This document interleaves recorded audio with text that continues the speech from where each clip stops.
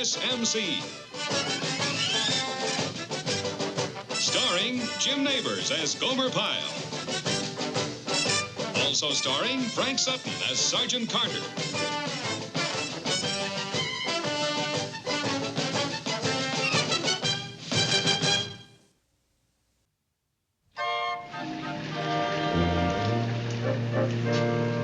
I got 65 cents. I got 90. I got 80 cents, but that's not counting my lucky silver dollar. But I know you wouldn't want me to use that. You got $1.80, Gomer. You mean you'd spend my lucky silver dollar? Gomer, this is no time to be sentimental. Either we spend your silver dollar or we go back to the base. All right. Look, we got $1.80 and 90, which is $2.70, and 65 is $3.35. What can we do with $3.35? Well, we can each have a hamburger and a piece of pie, or we can go to the movies and go home hungry. Well, we could go swimming at the Y, which is $1.25, and have enough for a hamburger. No pie. Couldn't we just have a cookie and not spend my lucky silver dollar? Let's go to the movies. Okay, I wonder what's playing. Well, if we had an extra dime, we could call up and find out. Well, I got my lucky dime, but I know you wouldn't want to use that. Call, Gomer. But it's my lucky dime. Call. Well, do you know how long I've had Call. that? Gee, fellers, if I spend all my lucky coins, I won't have no lucky at all this year. The number is 555-2560. Duke, are you sure you want to go to the movies? What else is there to do? Hello, what? It's a recording. The Bijou Theater proudly presents Fun for the Whole Family. The Hideous Hatchet of Dr. Wong and Blood on the Stairway. And selected short subjects and free parking in the rear. The Hideous Hatchet of Dr. Wong goes on the screen at 6:20 and 10:10. Blood on the Stairway can be seen at 8:30 and 11:55. That's good enough, Gomer. The Bijou Theater proudly presents Fun for the Whole Family. Hang up, Gomer, hang up. Boy, those sound like two real good movies, don't they? Yeah, sure, great. Let's go. Hey, look it. Yeah, I'll pay. 60, 70, 75, 41.75. Would you believe it? Now, listen, how's this strike you? Let's call some girls, pick them up in a cab, drive out to the Rainbow Club. We'll get steak dinners and dance. Great. On $3.35. What do you mean? We got 41.75, Gomer. Oh, but this is not our money, fellers. What do you mean? Well, if it's not ours, whose is it? Well, it's the phone company's. Huh? And we got to give it back. Oh, no, wait a minute, Gomer. I don't think I heard you right. You say you want to give this back? Well, it's the only thing we can do. The phone company didn't mean for all this money to come pouring out of there. It was a mistake, and we couldn't take advantage of somebody else's mistake. Look, call Doris. She's got a couple of girlfriends. Tell her we'll pick them up in 15 minutes. Wait now, fellas. I'm serious. We can't do that. We can't use this money that's not ours. Why, it'd be like stealing. He really means it. It's not stealing, Gomer. I mean, how many times have you put a dime in and got a wrong number? You don't say that the phone company robbed you. That's just the breaks of the game. Fellas, we got to give it back. Gomer, you're out of your head. We should march right down there to the phone company and explain to them what happened and give them their money back. Gomer, pal, buddy, listen to me. Don't be a sap. The phone company isn't thinking about you, so why did you think about the phone company? Grow up, Gomer. In this world, you gotta look out for number one, because believe me, nobody else is gonna do it. Did you ever hear about that? Yeah, and I heard something else, too. Honesty is the best policy. Did you ever hear that? Gomer. And the only honest thing for us to do is to return this money that don't belong to any of us. Now, wait a minute, Gomer. Now, just wait a minute. We were all in on this, and 2 out of 3 say we take it and we spend it. Now, that's it. Fellers, it was my dime that fetched us this money, so I ought to have a say, too, and I say I'm going to take it back to the phone company and give it back. Now, you can come with me if you want. But, Gomer... Gomer, now, please. Now, I'm sorry, fellers. It's the only honest thing to do. Now, you want to come with me? Are you kidding? I wouldn't want any part of it. How about you, Frankie? No, sir. No, sir. You want to do a crazy thing like that, Gomer? Gomer, you are on your own. Suit yourself. I'll see you, but back to the phone company it goes.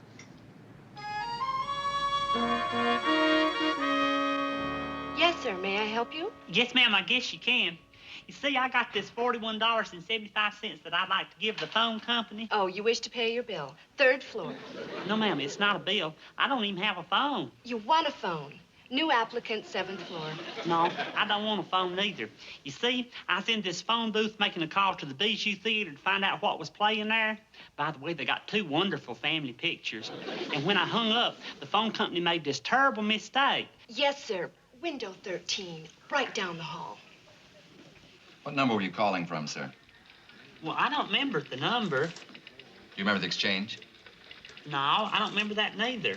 Well, if you wish an adjustment, you'll have to give me some information. Well, I'm sorry as I can be, but all I remember is that it was a phone booth and I was calling the Bijou Theater to find out Yes, what was... I know. You told me that. Look, how much of a refund do you want? But I didn't want any refund. I wanted to give you a refund. You see, I think the phone was broken. Broken? Oh, wait a minute. You don't want me.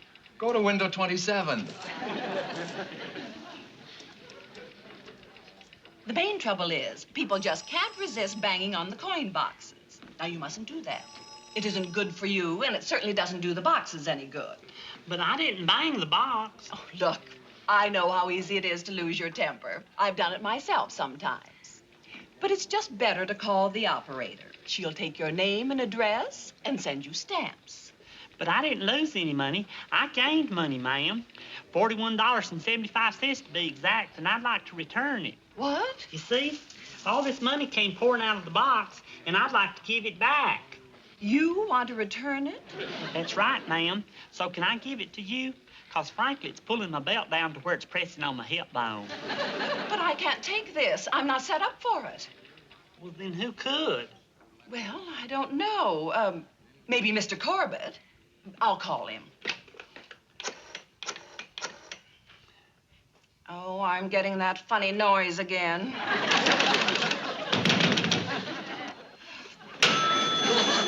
Oh, maybe you just better go up yourself. Third floor, room 301. Thank you, ma'am. What is he, some kind of a nut? Doesn't seem to be. I mean, he's wearing a Marine uniform. Well, I know what it is. He's probably one of those pranksters. Pranksters? When you've been here a little longer, you'll find out that we get 'em all. About a month ago, a man came in here and claimed his Great Dane swallowed his princess phone, and he was expecting a very important phone call. That's ridiculous. I suppose it's the price we pay for being big. What do you want me to do, send him away? No, I'll handle this. This one's probably got a lot of lead coins he's trying to pass off on us. You know, I'm getting a little sick of these practical jokers having a lot of fun at our expense. This time, I'm going to have some fun. Tell him to come in. Well, come in. How do you do, sir? My name is Corbett. How do you do, sir? My name's Gomer Pyle, and I sure am glad to meet you, Mr. Corbett. You see, I was making this phone call. Yes, my secretary told me. And a lot of money came out when you hung up, is that right? Right. And now you want to give this money back to us because you realize it was a mistake and you don't want to take advantage of us. That's exactly right, Mr. Corbett. Now, are you the man that I give the money to? Well, no.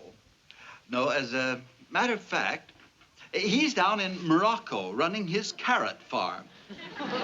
Yes? Yes, but I do have a suggestion for you. Why don't you take these coins, heat them, and make toy soldiers out of them? Oh, they're lots of fun. Huh? Of course, now, if you do want to fly all the way down to Morocco, that's your business. But we cannot take that money here. Well, is there anybody else here that I could give the money to? Yeah, wait a minute. I have it. Why don't you take those coins to a munitions plant, have them melted down into a big ball, put it in a cannon, and then watch it go boom. Watch it go boom.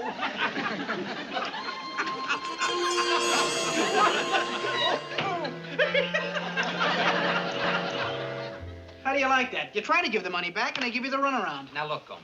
Now, look. There's no reason in the world why you shouldn't keep it now. Oh, yes, there's just as much reason now as there ever was. It's not mine, and I got to give it back somehow. You're hopeless, Gomer. You're absolutely hopeless. All right, move it. Everybody move it on the level. Gomer, you're not going to keep all that money in your pocket. Well, it's not mine, and I got to be especially careful with it. Move. All right, come on, move. Move it. Dress right. Hands. Ready. Hunt. Right. Hey. About. Hey.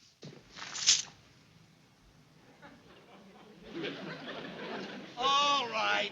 Running in place. Double time. Hey. Hut, Rick, hut.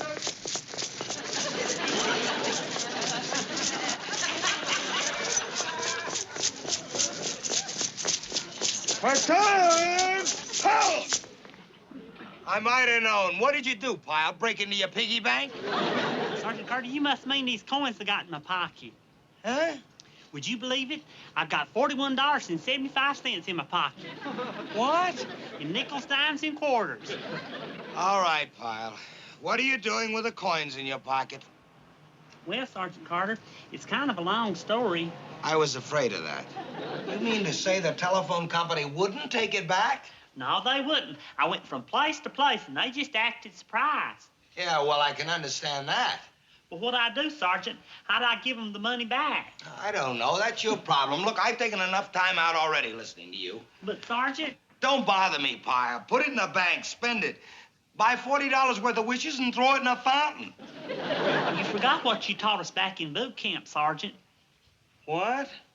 Well, you remember once back in boot camp you said, anytime any of us ever had any problems, to come to you. And, well, I got a problem, and I'm coming to you. Oh, all right. You say the phone company won't take it back, huh? No. And you don't want to keep it, right? Right. Well, there's only one thing left to do. Put it back where it came from. Huh? Back in the box. You got it there, didn't you? Put it back in there. Well, that's a brilliant idea, Sergeant. Why not think of that? For the same reason you are a private and I am a sergeant, pile. Brains. Well, thank you, Sergeant. I'm going to do just what you said as soon as I get off duty. Of course, if you want to take the time, there's something else you can do. I mean, if you want to get even with the phone company. What's that, Sergeant? You can get $41 worth of stamps and mail it to them.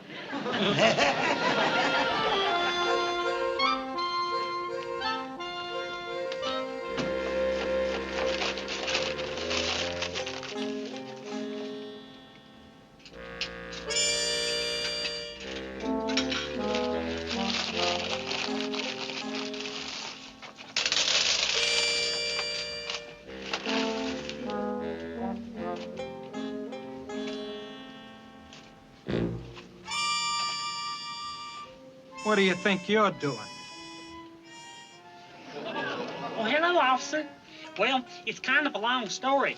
You see, I made a call from his phone yesterday, and when I hung up, all this money come out, and now I'm just putting it back. Sure you are.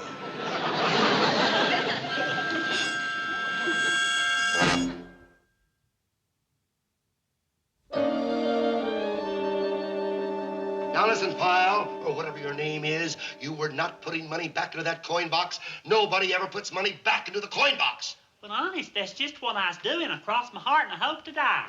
Where'd you get that uniform? You roll a Marine? You break into a pawn shop? Where do you live, pile? Well, like I told you several times, Barracks 305R, Company B, Camp Henderson. You know what I think, pile? I think you're a cheap crook and you're using that Marine uniform as a front. And I don't think this is the first phone box you've ever broken into. Why, I never. Now, come on, spill it, pal. We want the truth. You talk, pal, talk. You treat me nice, and I'll treat you nice. But you treat me mean, and I'll ignore you. Now, you listen to me. Wait a minute, Bernard. Wait a minute. Let me handle this.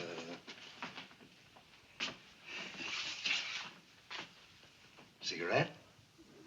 Oh, no, thank you, sir. I don't smoke. But I would like some chewing gum if you have any. I don't have any gum. Oh, well, that's all right. Now, look, Gomer. Let's construct this whole thing from the beginning. Now, you woke up this morning all alone in your little dingy room. Oh, no, it's a real big room, and there are lots of other fellers. And you looked around, and you thought to yourself, what am I doing here? Oh, well, I know what I was doing there. You see, I got 2 more years on my enlistment. And then you said to yourself, why can't I have the things other people have? Like what? Well, you know, the good things of life. Wine, women, song. Shameful, shameful. Is that what you consider the good things of life? Well, I don't, but you do, don't you? Well, they're all right, but there are a lot of other good things, like good books and good friends, and you can't buy those with money either. Now, look, you're a crook, and I'm sure of it. That's terrible. Nobody's ever called me that before. I I told you how you could prove it. Just call up my buddies at the base. They was with me when the whole thing happened. Sure, sure. You got a whole outfit operating with you, right? Well, then just call up my Sergeant Carter. You don't have a Sergeant Carter. You're not a Marine either. Well, you may not believe me, but he does. You believe I've got a Sergeant Carter, don't you? And you believe I'm in the Marines, don't you? And you believe I was putting coins in that box, don't you? Well, no, Pyle. Frankly, I think you're a crook, too. I never. I ain't gonna talk to neither one of you. Unless you call Sergeant Carter, that's all I got to say. Okay, Sergeant, we believe he's a Marine. Well, if you believe he's a Marine, why don't you believe the rest of his story? Because that's impossible. That's why people just don't do that. They rip phones off the wall, they break them open with hammers, they drill holes in them, but they never put money back into them. Why not? Because only an idiot would think of trying to put money back into a phone box. Oh. Well, this guy would. You just don't know him. Maybe you're the one doesn't know him, Sergeant. Sometimes these innocent-looking guys commit the worst crimes. Maybe he's been pulling the wool over your eyes for a long time. Oh, no, not him. I know him like a book. Well, Sergeant, we have to take him down to the cap and see what he says. But for Pete's sake, he's dead just from the circumstantial evidence. Oh. Well, look, is it all right if I talk to him? Sure, go ahead. Make yourselves home, fellas. We'll be right out here. Did you get everything straightened out, Sergeant? Well, no, Pyle. Look, I don't know how to tell you this. It doesn't look good. But why, Sergeant? I didn't do nothing wrong. I know, but it's a circumstantial evidence. You see, there you were in a phone booth at night with all them coins splattered all over. Well, put yourself in their place. What can they think? Circumstantial evidence. What's that? Circumstantial evidence? Oh, that can be rough. You see, they got all the evidence, and it's circumstantial. I told them what happened. I told them I was putting the coins back. Yeah, but what idiot puts coins back in a coin box? Well, Sergeant, won't you tell them it was your idea to put the coins back? It was, you know. Yeah, but they never believe a guy like me would let you do such a stupid thing. Then they'd really get suspicious, because they'd figure I was just sticking up for one of my men. What are we gonna do, Sergeant? We're gonna fight, that's what. They give you all this double talk about circumstantial evidence, and we got truth and right on our side. You know what you need, Pyle? You need a good lawyer. A lawyer? But why, Sergeant? Besides, I can't afford a lawyer. I know. So you know who's gonna handle your case for you? Me. You? Sure, I know how to talk to these guys, and I know you, Pyle. And I'm the guy that can get you out of this if anybody can. Circumstantial evidence. You sure, Sergeant? Sure, I'm sure. It's an open and shut case. Just trust me, Pyle. Just trust me. Now I'm sore, really sore. Sergeant, where are we gonna get $500 to bail me out? Oh, I don't know. Quiet, Pyle. Let me think. Sergeant Carter, when my trial comes up, are you still gonna be my lawyer? Because if you are, I was thinking... Yeah, listen, Pyle. You said you went to the phone company. Do you remember who you talked to there? Well, I talked to everybody. Well, do you remember anybody's name? Yeah, I remember the last feller, Mr. Corbett, but he just made a joke out of it. Sergeant Carter, why can't we call Frankie and Duke? They was with me when the whole thing happened. No, I don't think they believe them either. Well, why not? They seen the whole thing. I know, but they'll figure they're just your buddy sticking up for you, the same way I'm sticking up for you. But they was there. No. The best thing is for me to go back to the phone company. What was his name again, that last guy? Corbett, Mr. Corbett. Look, Pyle, I'm gonna get a hold of him the first thing in the morning. I'll get you out of this if it takes me a year. Just don't give up hope. I'll see you, Pyle. Bye, Sergeant. Do you mean to tell me he tried to return the money? Well, yes. Well, then why didn't you take it? Well, officer, you must realize we are a big company. We get all kinds of cranks. And besides, if he'd gone to the right window in the first place, none of this would ever have happened. Well, what was right window? Window 32. I don't remember seeing a window 32. It's in our annex over across the street. Well, here's your money, Mr. Carter. Oh, thank you, officer. Good day, gentlemen. How do you like that? The nerve of that guy. He didn't even thank you, Pyle. Is that a sap or is that a sap? Why do you? Well, I'm sorry, Gomer, but you brought the whole thing on yourself. And what did you get for it? You and your honesty is the best policy. See, was I right? We tried to tell you, Gomer, but you had to be so honest. And what did it get you? A whole mess of trouble. Now, will you listen to me? I just wish we'd talk about something else. Pyle, is Pyle here? Here I am. You got a visitor in the duty hut, a Mr. Corbett from the phone company. I wonder what he wants. Well, he probably counted the money and you're a dime short. Yeah, he wants you to give it back. Here he is, Mr. Corbett. Thank you, Corporal. Hello, young man. Hey, Mr. Corbett, is anything wrong? Well, yes, as a matter of fact, there is. In my haste yesterday, I forgot to thank you. Oh, that's all right, Mr. Corbett. No, it isn't. But frankly, what you did was so unusual, I was just a little bit stunned. I wasn't thinking.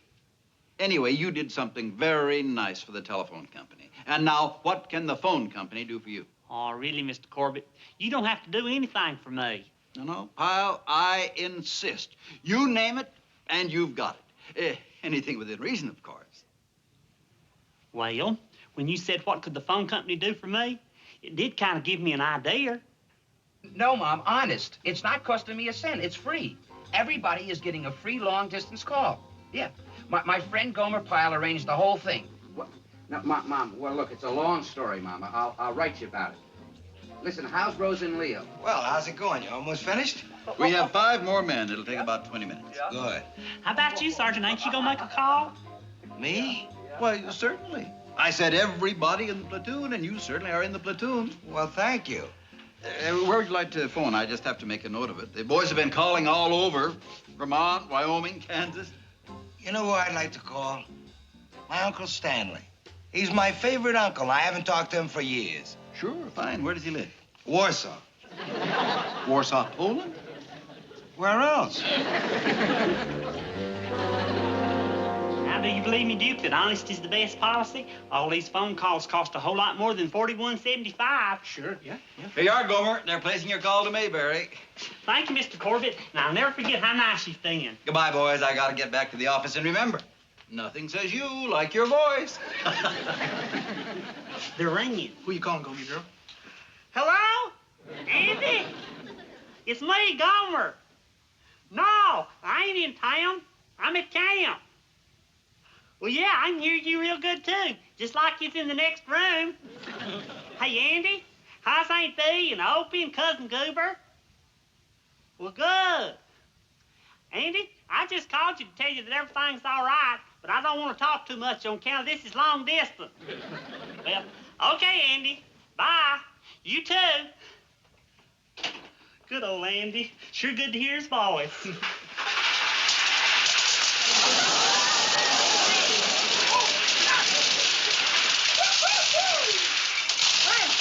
There must be at least... Mr. Corbett! Mr. Corbett! Mr. Corbett! Mr. Corbett!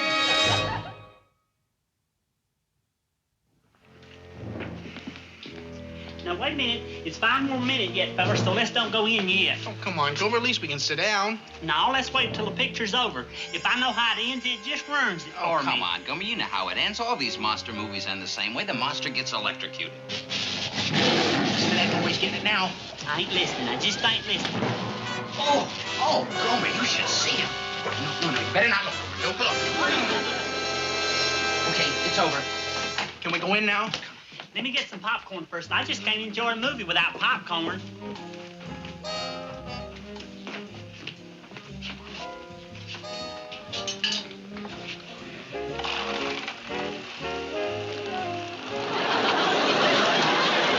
Hey, fella, look what's happening. Maybe we all notify somebody.